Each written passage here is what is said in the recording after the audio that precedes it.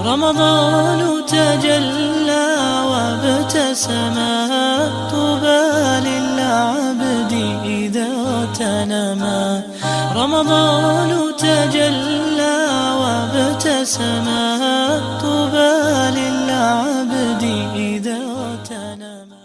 Assalamu alaikum wa rahmatullah wa barakatuh.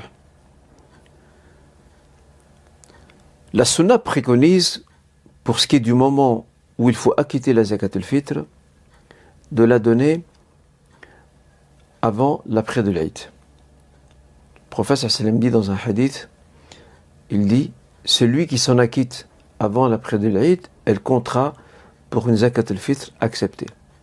Celui qui la donne après l'après de l'Aïd, elle comptera pour une simple aumône. Nous avons donc deux temps. Nous avons un moment obligatoire, waqt al-wujub, qui commence lors du coucher du soleil précédant le jour de la fête, et nous avons aussi un moment permis, waqt al-jawaz.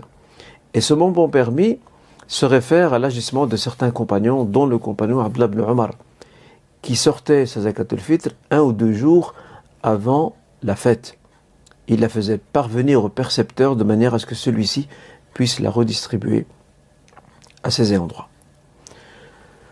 Toutefois, certains juristes anciens et contemporains permettent aussi de la sortir à partir de la moitié de Ramadan, voire au début de Ramadan.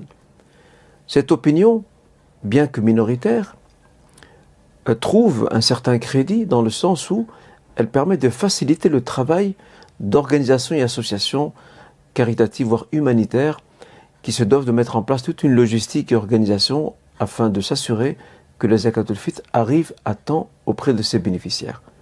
Donc il est possible aussi, si on décide de donner sa zakat al-fitr à une association, surtout si elle est humanitaire, il est possible de la donner depuis le début de Ramadan, l'association étant mandatée par nous-mêmes pour pouvoir la faire parvenir dans d'autres contrées et servir aux musulmans pauvres et indigents dans ces pays-là.